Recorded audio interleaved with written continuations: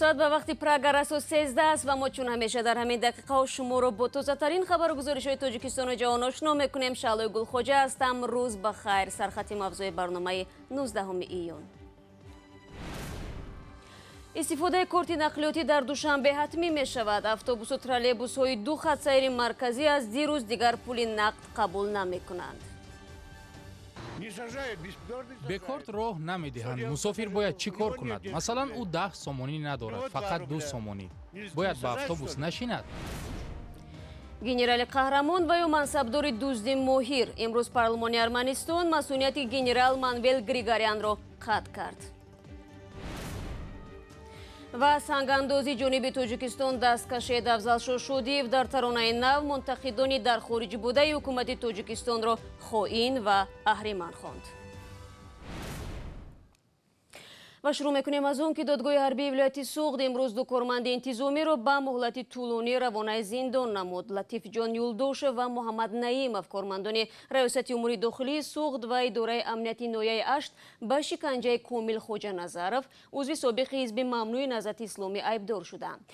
دادگاه گفت یولدوش به 13 سال و نعیمов به 12 سال حبس محکوم گردیدند. کامل خوجه نظرов ساکن نویه 8 که سال گذشته دست به خودکشی زد پیش از مرگش این خودمانی حفظی حقوق را در شکنجه و بدرفتاری نسبتش ایبدار کرده بود. شهرداری دوشنبه شروع از دیروز نظام پرداخت‌های الکترونی را در بعضی از اتوبوس و ترالبوس‌ها حتمی نمود. هنوز بهار امسال مقامات شهر مسافران را موظف کرده بودند که به هنگام رفع در نقلیات جمعیتی از کارت پلاستیکی استفاده برند. اما آن وقت این تشبوس چندان موفق نشد، ولی من بعد مسافران ناچارند که کارت بخرند وگرنه مجبور میشوند پیاده بروند. ادامه از کیامرسیتا. از 18 ایون در اتوبوس و ترالبوس های دو خط سیر مرکزی شهر دوشنبه پرداخت های نقدی منع شد.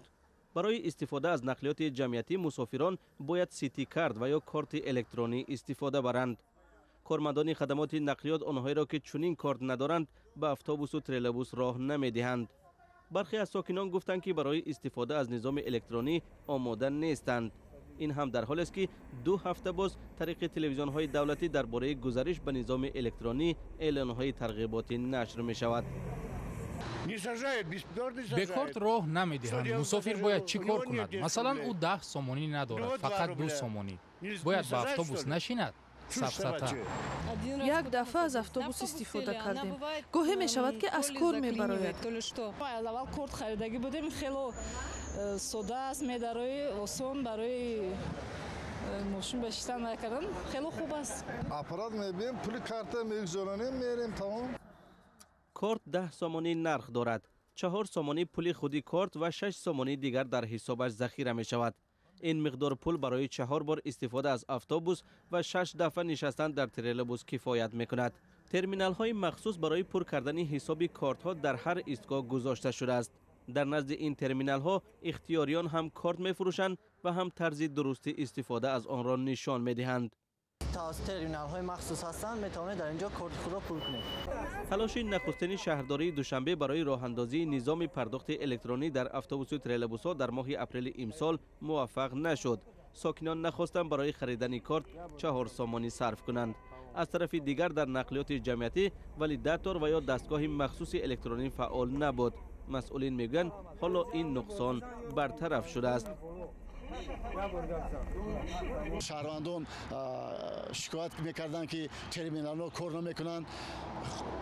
خوشبختانه با امروز همه اونها فعال گردانده شده است و در موردی یگان مسئله بحثناک پیدا شدن نسبت این یا اون ترمینال کار نکردن و تلفنی نقطه تنظیمگری جمعیت دارای مسائل محدود اویسا گروه که شبانه روزی برای منتشر است مراجعه نمایند. به گفته مقامداران نظام الکترونی پرداخت تنها به منفیت است. اما در همین حال به اینابت گرفته نمی شود که صدها کاندوکتورهای ترالبوس و اتوبوس ها می توانند بیکار مانند. عملی گردیدن کارت الکترونی این به سطح و صفت خدمترسانی نقلیاتی آورده می رساند. دوم اون حل بحثایی که اوید با برگرداندنی بقیه بین راننده و مسافران جای داشتن از بین می رود. سیوم و جریانی منتظمی حرکت گردشی مولیوی جهتی زیاد شدن اندازها با بودجت محلی عملی کرده می شوند. وابسته به این از عملی گردیدن کارت‌های الکترونی البته معاش رانندگان هم بلند برداشته می شود. سطح و صفت خدمت‌رسانی با مسافران بهتر می گردد.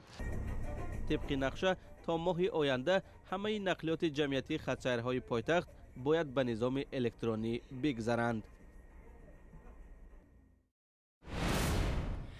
رو می‌رویم به موضوع دیگر. روزی گذشته دادگاه تاگانسکی شهر مسکو حکم خود را نسبت رانندای قرغیز اعلان نمود. چینگیز انوربек با آن ایبدار می شود که ماشینش را به جانب ازدحام رانده و چند نفر را مجروح کرد. رانندای مهاجر ضمن بازپرسیش گفت که قصداً این عمل را صادر نکرده است و بعضی از شهروندان قرغیزستان به خاطر حمایت از هموطنشان دعوت نمودند که برای پرداخت جبرانی مجروحان مبلغ جمع کنند. اسکندر خوجا میرزاده گزارش می‌دهد. روز دوشنبه دادگاه مسکو حکم حبس پیشکی راننده قرغیز چینگیز انوربек را صادر کرد. شام شنبه 16 ایون این شهروند 28 ساله قرغیزستان تاکسیش را بر روی رهگذرها در کنار میدان سرخ روسیه روانه کرده کمش 7 نفر را مجروح نمود. انوربek میگوید بعد 20 ساعتی کار در سر چنبر ماشین خوابش برده و جای ترمز گاز را زیر کرده است. در دادگاه او گناهش را اعتراف کرده از زخمیان عذر خواسته است. وکیل راننده قرغیز میگوید بازبینی حکم را طلب خواهد کرد. با فکر ما 2 ماه حبس حکم سنگین است. ما کوشش میکنیم که توسط سفارتمان در روسیه و وزارت امور داخلی قرغیزستان بازنگری آن را طلب کنیم. ما دادگاه و نهادهای مربوطه را آگاه کرده ایم. طبق معلومات رسانه‌های روسیه در این حادثه کمش 7 نفر و از جمله 2 هوادار فوتبال از مکزیک جراحت برداشتند.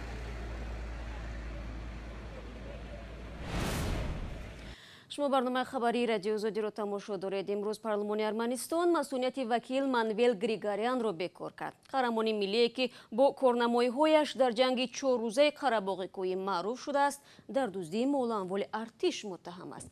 فعالان سیاسی و جمعیتی میگویند اگر واقعیت این همه اتهامات ثابت گردد گنرال باید به سنگین ترین جزا مجازات شود. منویل گریگاریان را روز شنبه با گمان ویران کردن کودکس جنایی ارمنستان بازداشت نمودند. خرامان بقازاده موضوع را ادامه می‌دهد. عضو حزب جمهوریخواه ارمنستان و رئیس اتفاق اختیاریان یرکرپ منویل گریگاریان روز شنبه با گمان نقض کودکس جنایی ارمنستان بازداشت شد. همه گپ از پخشین نوار ویدیویی عملیاتی وارد شدن کارمندان خدمات امنیتی ملی ارمنستان به بوستانسرای با حشمت گنرال شروع شد. در اظهارات ویدیویی مقامات انتظامی روز 17 میلیون گفته شد که استراحتگاه مربوط به منویل گریگاریان به ذخیره‌گاه سلاح و هم автопарки ماشین‌های قدیمی و نو تبدیل داده شد. در اظهارات اینچنین گفته می شود که بستانسرای گنرال همچنین مکان نگهداشت ذخیره‌های آذوقه، مواد گیگیینی، داروواری، لباس نظامی بود و هر مواد برای سرباز نام نوشتجات داشت. در داخل قوطی‌ها نامه‌های کودکان به سربازان هم آشکار شد که در جریان جنگ سال 2016 کمک‌های خود را به ارتش ارسال کرده بودند. منظور نیزای مسلحانه 4 روزه میان ارمنستان و قره‌باغ کوهی و آذربایجان است که در جریان آن 10 نفر کشته شد. در بستانسرای منویل گریگاریان سلاح هم پیدا شد. از جمله 18 مینومت ضد تانکی، 20 دانه نارنجک، بیش از 21000 دانه تیر، تراتیل، 79 میلتیق 39 تپانچه و دیگر سلاح‌ها. 3 автопарке که آشکار شد، ماشین‌های گرانبهای زمانوی، قدیمی، موتورسیکل و ماشین‌های برفگذر داشت. اینچنین یک ماشین یاری تجلی و چند ماشین جیپ یافت شد که در روزهای جنگ استفاده شدند. خدمات امنیتی بخطری ارمنستان در اظهارات خود گفت این ماشین‌ها را نمایندگان جامعه ارمنی‌های روسیه به ارتش مدافعوی ارمنستان در روزهای جنگ تقدیم کرد، ولی گریگاریان همه آنها را به نام خویشاوندانش به قید گرفت. дар бӯстонсарой депутат ва генерал ҳамчунин боғи ҷонварони шахсии ӯ ошкор шуд. дар ин боғ чанд паланг, хирс, шутурмурғ нигаҳдорӣ мешавад. ӯ ҳамчунин як ипподроми шахсии худро доштааст. аз ҷараёни таҳқиқоти аввалия маълум мешавад ки маводи ғизоӣ барои сарбозон пешбинишударо генерал барои ғизои ҷонваронаш истифода мекард. манвел григорян яке аз шахсиятҳои бонуфузи низомӣ буда ӯро қаҳрамони ҷанги қаробоғ ҳам меноманд. то ин замон худи ӯ дар бораи иттиҳомоти ворида изҳори назар накардааст, вале боздошташ як бахши мубориза бо коррупсия дар сафи аъзои ҳизби бонуфузи ҷумҳурихоҳ гуфта мешавад. рӯзи шанбе писараш мири шаҳри эчмиадзин ҳам аз мақомаш канор рафт. исми генерал ва писараш дар авҷи эътирозҳои зидди ҳукуматӣ аз ҷониби тарафдорони Никол Пашинян, сиёсатмадоре ки моҳимаи сари қудрат омад, ҳамчун афроди олуда ба коррупсия зиёд ёд мешуд. рӯзи 18 июн Пашинян аризаи ҳукумат ба парлумонро бо дархости маҳрум кардани Григорян аз масъулият ирсол кард.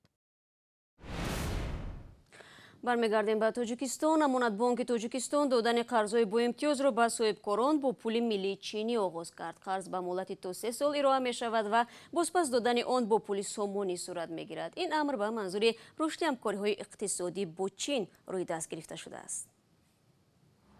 амонатбонк ба соҳибкорон бо юан пули миллии чин қарзи боимтиёз медиҳад. ин барои ворид намудани ба кишвар таҷҳизот ва технологияи нав мебошад, ки барои зиёд намудани васеъ намудани истеҳсолот барои ширкатҳои маҳаллӣ зарур аст ва барои асосан ин амин моливазкунии воридотӣ мебошад.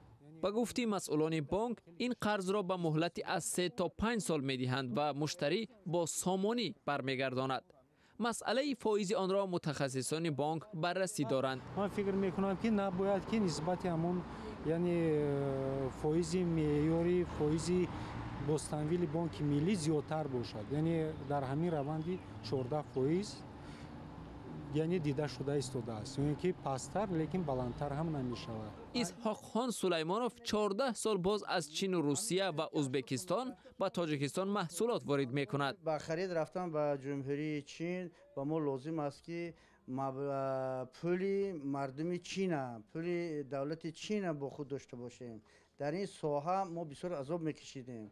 тоҷирони амсоли исҳоқхон ки таҷҳизот намефурӯшанд аз ҷониби амонатбонк чун довталаби қарзҳо бо юан мавриди омӯзиш ҳастанд. вайҳо бояд ки бизнес планашонро пешниҳод кунанд, мо фаъолияти вайҳоя бинем.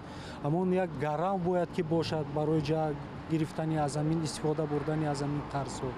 яъне ҳозир дар вақти ҳозир мо амин масъала бо тамоми вазорати идораҳои дахлдори кишвар мувофиқа карда тамоми ҳуҷҷатҳо пешниҳод кардем ба дастгоҳи иҷроии президенти кишвар. исҳоқхон сулаймонов мегӯяд қарз бо юан барои рушди тиҷораташ кӯмак хоҳад кард. дар амонатбонк ба радиои озодӣ гуфтанд барои рушди тиҷорати дутарафа эксимбонки чин ба бонк 60 миллион юан қарз додааст.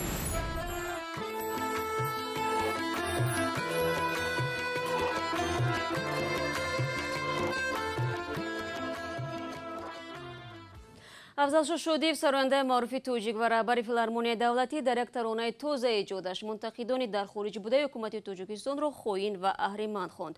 суруди нав «Нанги ватан» ном дорад. ин овозхон имрӯз дар суҳбат бо радиоозодӣ гуфт танқиди Тоҷикистон аз тарафи як гурӯҳ тоҷиконе ки дар хориҷи кишвар қарор доранд одат шудааст. анҳо мехоҳам ки анҳо дур аз ватани гар ба ӯ санг мезанем ки тоҷикистони я тоҷикистон ронда рафти чӣ баъд мо санг мезанем охи ӯ ватан ба хизмат карда ино ҳамин тоҷикои ки тоҷик гирну барои ватан дилошон намесӯзад. ҳамаи тоҷикистона бачаашон дард мебинанд ӯҳо. тоҷикистон имрӯз обод шуда истодад, пеш рафта истодад, туннелҳо шудан, гейтҳо шуда истоданд, роҳҳо шудан, президенти худа хизмат карда истодад барои мардуми Тоҷикистон. ҳамина намебинанд, фақат бадӣ мехоҳанд, ганда мезананд, бадӣ мекунанд, бадӣ мекунанд, бадӣ мехоҳанд. чӣ дар кор дар оно бадӣ хостанд? биён аввал инҷа хизмат кунанд, инҷа обод шунанд қатори дигарҳо. чӣ дар кор ҳархела мезананд дар бораи Тоҷикистон? дар ҳамин ҳол бархе аз мунтақидони тоҷики муқими аврупо дар вокуниш ба таронаи нави афзалшо шодиев гуфтанд танқиди онҳо дар шабакаҳои иҷтимоӣ ба миллат ва давлати Тоҷикистон дахл надорад, балки онҳо бештар аз камбудиҳо ва вуҷуди коррупсия дар ҳукумати кишвар мегӯянд. و برای دریافت اخبار از این هم بیشتر شما رو به وبسایت رادیو آزادی دعوت میکنیم. در صفحه رادیو آزادی در فیسبوک و نقلاسنیک و اینستاگرام هم خبر گزارش ما رو میوبید. نوارها در آزادی ویدیو کانال ما در یوتیوب گذاشته شده است. تشکر. خدا نگهدار.